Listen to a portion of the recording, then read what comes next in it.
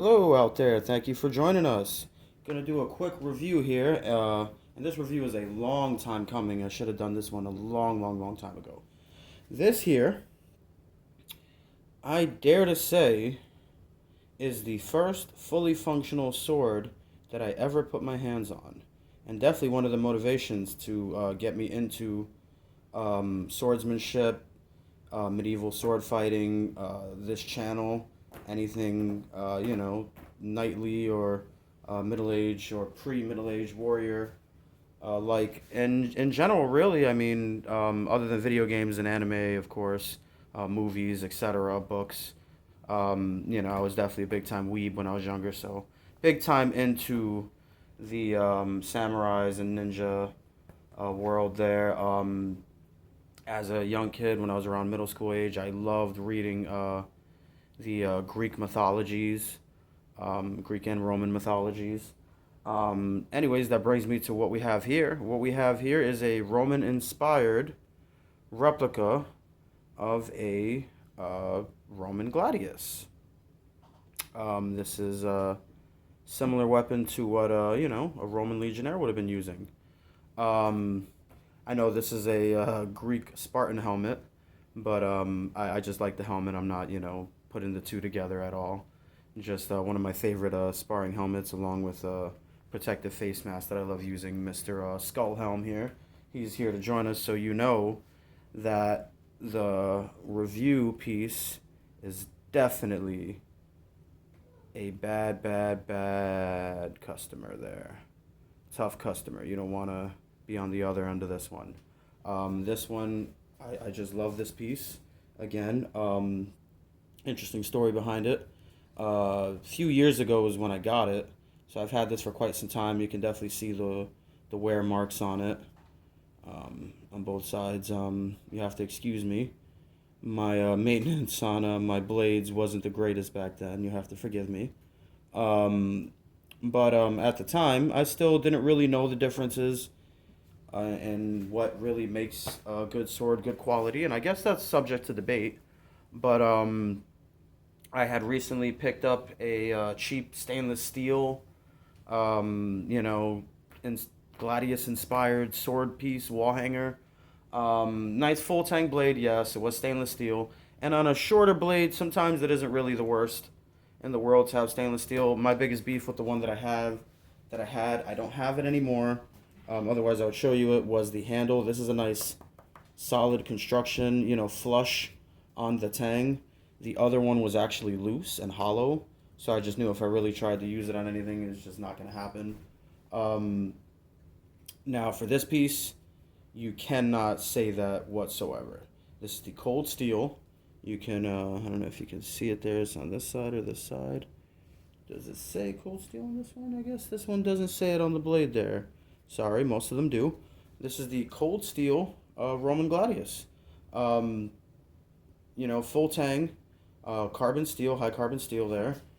I want to say this is, I believe it was 1060. Most of these machete like objects are 1060. Pardon, this is the cold steel Roman Gladius machete. These are all labeled as machetes, but come on, look at this thing. That is definitely a small sword. I like the pommel shape. Yes, on the channel, we're definitely a knight guy, as a knight, Knight. So typically, I prefer swords that are more European in design. But I mean, I've heard debate that the earlier knightly swords, or Norse, or even earlier Norse and Viking swords, were really similar, may have been inspired by this design.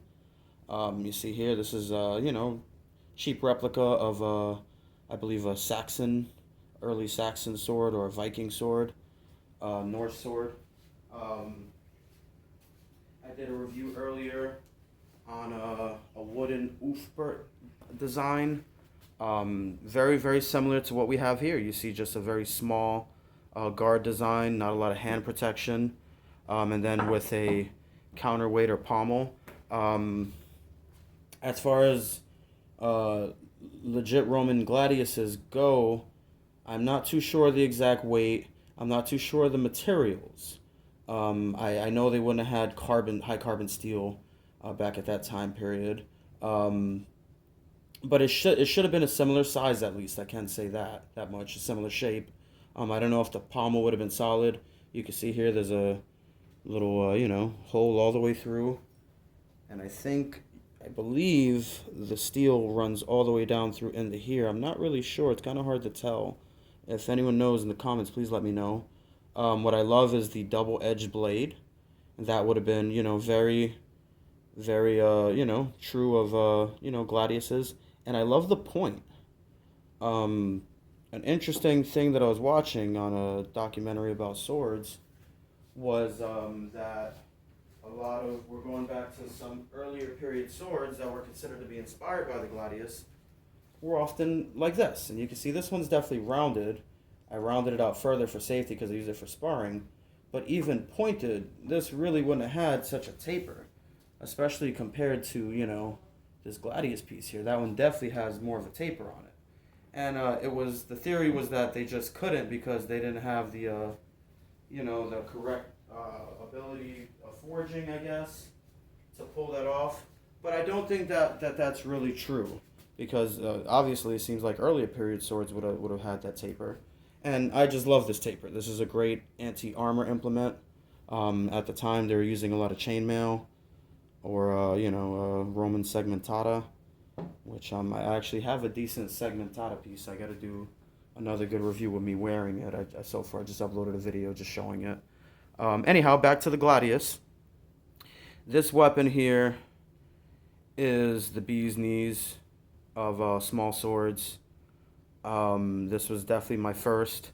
I got the stainless steel piece, and then I was actually with Tiger Ninja, and it was around Christmas time, and he had just received one of these as a gift. I put my hands on it. When he told me the price, I think he only paid about $30. I couldn't have paid more than that at the time. I don't remember. It's been a few years, but I don't think I paid over 30 on this one. When he told me the price tag and I put my hands on this and I got a good purchase and I felt how solid the construction is on this and the quality, I just lost it and I had to have one. So I immediately ordered one. I figured it'd be a good tool to try out since I was getting more into broadswords, kind of straying away from katanas.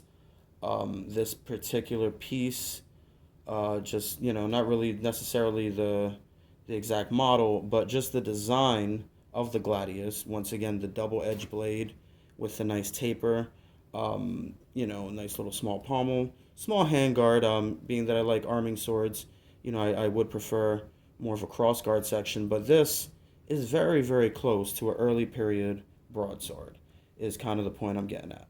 And so I figured it'd be a great place to start, to try out, to get the, kind of the handle and an understanding. I have put this through the ringer, but I will be doing a cut and thrust review video coming up later.